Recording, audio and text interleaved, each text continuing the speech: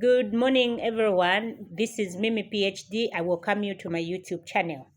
So, today we are going to look at change in leadership and management. So, change by definition, you need to understand that this is just the transformation of something from its original state. I'll give a very practical example. Maybe you have a door which is the usual door, and then they transform that door, they put it on a different spot, meaning they've transformed something from its original state. That's the definition for change. Having defined change, we can move and look at the phases of change. When it comes to the phases of change, we've got about 3 phases of change. So the phases of change, number 1 is unfreezing. Unfreezing is just the phase of change where you make the need for change known to the people. You cannot just come today and start transforming things. You need to make the need for that transformation known to the people. That's what we call unfreezing. Then number 2, there is transition. Transition, this is a phase of change where now people are ready for the change, and then even their mindset changes, their behavior changes, and these people are ready for the change or for change to take place. That is as in transition or move or change itself. Then the third one, we have what we call refreezing. Refreezing, this one, it's a type of change where the people that we said in number 2 to say they are ready for change. In refreezing, this is where those that have accepted the change, they are not going to go back to their old ways or their old behaviors. And then in simple terms, in refreezing, there's what we call reward and punishment. Like those that have accepted the change, they are going to be rewarded. Then those that resist the change, they will be punished. On this one, I can give a very practical example in the times of COVID. Like in the times of COVID, if you wear a mask, whether you have money to buy something in ShopRite or you don't have, they are going to allow you to go in. But when you have no mask in times of COVID, whether you have a lot of money, you can even buy the entire ShopRite, they are not going to allow you to go in because you've resisted the change. So those are the 3 phases of change. Away from that, we can move on and look at the strategies that you can use to effect the change. So if you want change to be effective in an organization, you need to understand that there are strategies that can be used. And one of the strategies is to educate and communicate. If you want change to be effective, you need to make sure that you teach the people about the need for change. And as you teach them about the need for change, you should continue reminding them about the change. So as you continue communicating with them, continue reminding them, they would know to say this change thing is important or it is serious. So that is number 1 strategy which you can use, which is educate and communicate.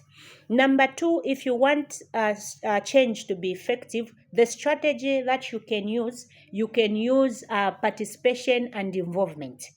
Every time you want to transform something, make sure the people that you are taking that change to, they are part and parcel of the process of change. And once they are part and parcel of the process of change, that change is going to be effective. That is our number 2. And then apart from participation and involvement, the third one, we can look at negotiations and agreement. In negotiation and agreement, for the change to be effective, you as a change agent, you need to bring about terms and conditions that are favorable to you, that are also favorable to the people that you are bringing change to. Do not just talk about things that are beneficial to you. Put into consideration even the people that you are taking that change to. So that's the reason why negotiation and agreement is very important.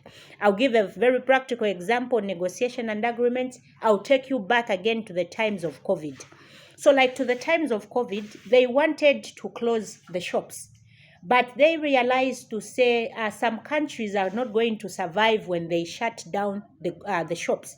So what did they do? They brought up terms and conditions that were favorable to both parties, which was They said, no, you shouldn't allow people to enter the shops without masks. You need to put buckets of water so that people are able to wash hands before entering the shops. They also said sanitizing. So you bring about like terms and conditions that are going to be favorable to both parties, to you as a change agent, as well as to the one that you are bringing change to. That's about it. Away from that, the other one that you can talk about, I've talked about educate and communicate, participation and involvement. I've talked about negotiation and agreement. Number 4, we can talk about facilitate and support. To facilitate, when you want to bring about change, you need to be the change that you want to see in others. You really, really need to be the change you want to see in others. And then those that cannot afford the change that you've brought, you need to support them, help them so that they are able to move with you. So facilitate and support is all about you being the change that you want to see in others. Just the practical example that I can say is you cannot tell people to wear masks when you yourself you cannot wear those masks. So that's about it. Then the 5th one, we call it manipulation and computation. And a number of people, they use manipulation when they want that change to be effective.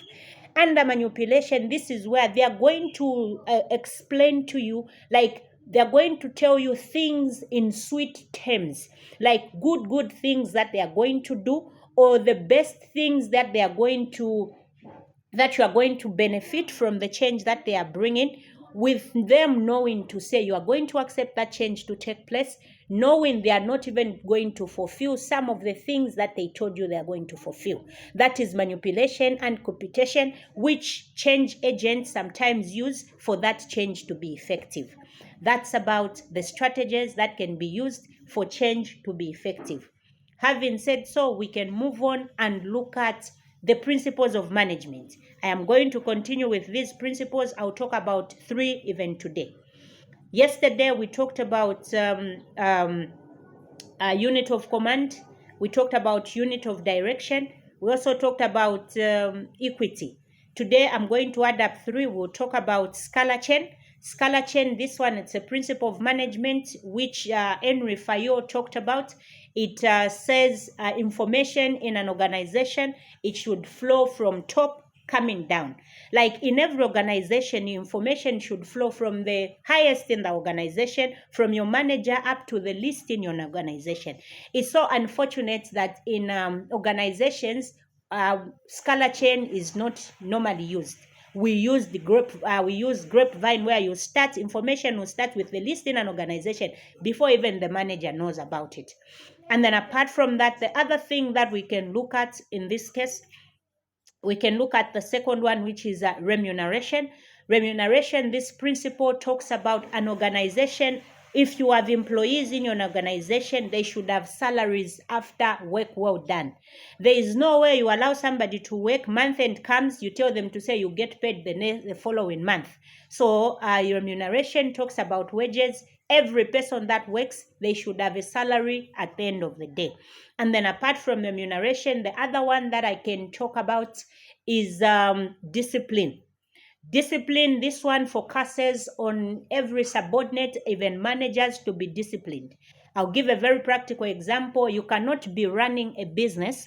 You are running a business and then you want everything that you are selling, you want to have it. You are selling a pair of trousers, you want to have each pair of trousers. Each pair of trousers, you want to have it.